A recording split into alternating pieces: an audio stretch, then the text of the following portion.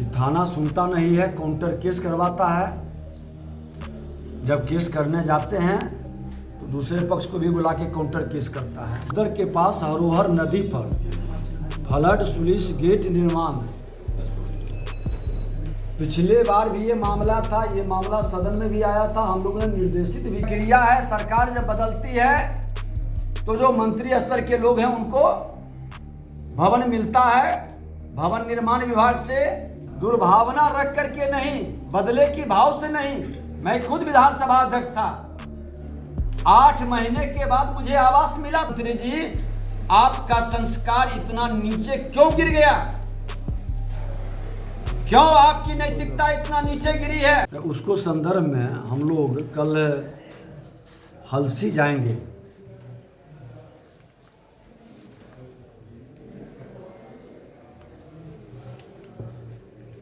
फिर इस कानून व्यवस्था का मामला है कि थाना सुनता नहीं है, काउंटर केस करवाता है। जब केस करने जाते हैं तो दूसरे पक्ष को भी बुला के काउंटर केस करता है। ये किस थाना का मामला है? ये महिला थाना के संदर्भ में दिया है आवेदन।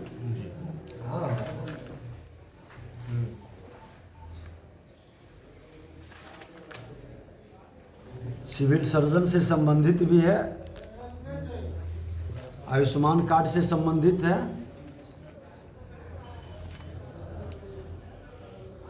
बिजली विभाग का,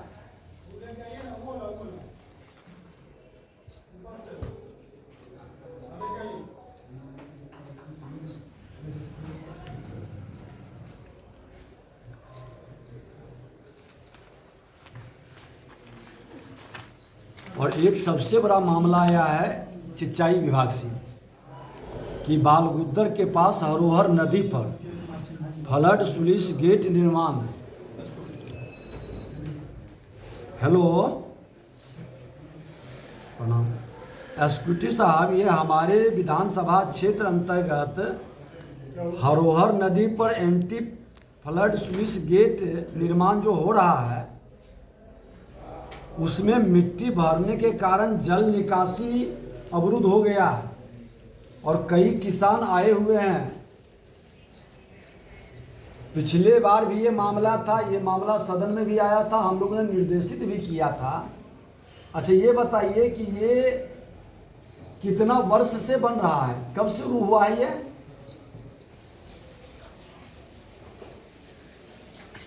2017-18 में शुरू हुआ, अब बन जाना कब तक था? 2.5 साल का। तो बताइए, इसका तो टाइम भी पार कर गया। ये ठेकेदार पर क्यों नहीं, अगर जो इस तरह के गड़बड़ी के लिए ठेकेदार पर कार्रवाई क्यों नहीं हुई और ये क्यों नहीं बना है? ये सारा डिटेल हमको एक उपलब्ध कराइए। और इसका पानी की निकासी के लिए इमीडिएट मिट्टी हटवाने की क्यों नहीं व्यवस्था कर देते हैं?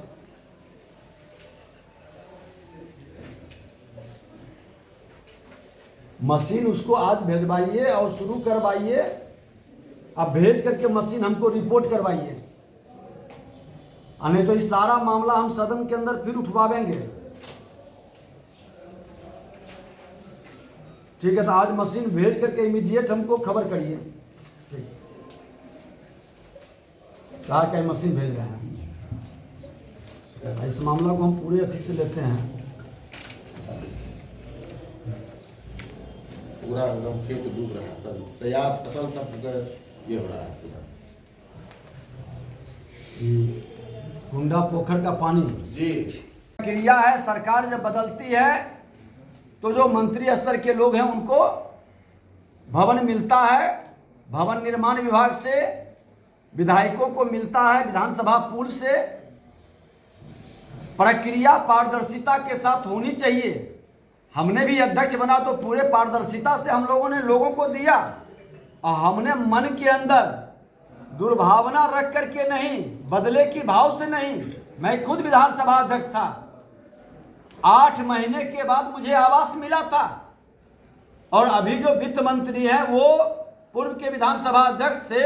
8 महीने तक मेरे भवन में रखे, हमने कभी नहीं दबाव डाला और न उसके भवन में जो फैसिलिटी थी सफाई कर्मी की या अन्य फैसिलिटी हमने आपस नहीं लिया, लेकिन राजद को सत्ता में आने के बाद माननीय मुख्यमंत्री जी आपका संस्कार इतना नीचे क्यों गिर गया?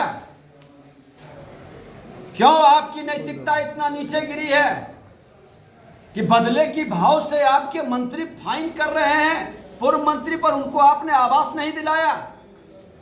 हमारे उप मुख्यमंत्री रेणु देवी अति पिछड़ा की बेटी, आपने उनको आवास दिला देता, मरम्मती करा करके वो अपने आवास में जाने के लिए तैयार बैठी है। और भवन निर्माण मंत्री जो विभाग भ्रष्टाचार के आकंठ तक डूबा हुआ है, वो बयानबाजी करते हैं, पूरा पोल खोल देंगे, हर विभाग का पोल खोलेंगे, अब बता देंगे कि ये भ्रष्टाचारियों की जमात भारतीय जनता पार्टी को डिमोरलाइज नहीं कर सकता है। मैं सत्ता में सुख प्राप्त करने के लिए नहीं आता हूं। हम लोग राजनीति से रोटी निकालने वाले लोग नहीं हैं, राजनीति को सेवा के भाव से काम करने वाले लोग हैं। और जो राजनीति से रोटी निकाल करके चारा चोर खजाना चोर का हजारों करोड़ का मालिक बन के बैठा है, वो लोग को भी सजा मिलेगी। और वो लोग की बेचैनी इस तरह के बदले के भाव से हतोत्साहित बीजेपी नहीं होगा। आप संवैधानिक अधिकार है, सत्ता और विपक्ष, संविधान की दो आंखें हैं, लोकतंत्र की दो आंखें हैं, दोनों को सम्मान हो, उसका जो अधिकार है दोनों को मिलना चाहिए। और अधिकार में अगर जो आप कटौती करते हैं और संवैधानिक जिम्मेवारी का निर्वहन नहीं करते हैं तो माननीय मुख्यमंत्री जी धृतराष्ट्र की भूमिका बंद कर दें। अपने सिद्धांत और नैतिक जिम्मेवारी और संस्कार को जो आपने स्थापित किया है उसका पालन करिए, नहीं तो सत्ता के लिए आप धृतराष्ट्र बनकर इतना नीचे गिरिएगा, पूरा देश इसको देख रहा है। समय रहते आप नियम के साथ, नियम के अनुसार, बिना भेदभाव के, आप शपथ लिए हैं कि बिना भेदभाव के काम करेंगे, तो ये व्यवस्था को निरपेक्ष भाव से करवाइए। प्रशासनिक अराजकता का सूचक है, इसके लिए जिम्मेवार लोगों पर इमीडिएट कार्रवाई होनी चाहिए। और कोई सिपाही पर कार्रवाई से आपकी सिस्टम कमजोर है। अच्छे ऑफिसर्स, ईमानदार ऑफिसर्स रहते हैं तो उसका दूरगामी असर पड़ता है। और जिले के अंदर ये व्यवस्था को बनाए, और मैं तो कह रहा हूं कि एक सतत प्रहरी के रूप में लखीसराय के अंदर पूरी पहरेदारी सामाजिक कार्यकर्ता करेंगे। और आज उत्पन्ना एकादशी है, हमारी शुभकामना भी है लोगों को, लेकिन उनको पता होना चाहिए कि राक्षसी और दानवी प्रवृत्ति वाले लोगों का वध आज ही के दिन भगवान विष्णु का वध करने के लिए चला था। और उत्पन्ना एकादशी में माता ने उत्पन्न होकर के इस दुराचारी, व्यभिचारी, भ्रष्टाचारी को समाप्त की थी। आज भारतीय जनता पार्टी ये संकल्प लेकर कि अपराध और भ्रष्टाचार के विरोध में एक जन आंदोलन शुरू करेंगे, उसकी रूपरेखा आगे हम बताएंगे पूरे बिहार के अंदर। और खुला शंखनाद होगा, सरकार को हम समय देते हैं। 1 महीने के अंदर अगर जो अपराध में कमी नहीं आई और भ्रष्ट पदाधिकारियों को आप आपस नहीं बुलाया तो उसके विरुद्ध पूरे बिहार के अंदर जन आंदोलन शुरू होगा। सर, कुर्नी विधानसभा में क्या होगा सर? भाजपा वहां से जीत करेगी?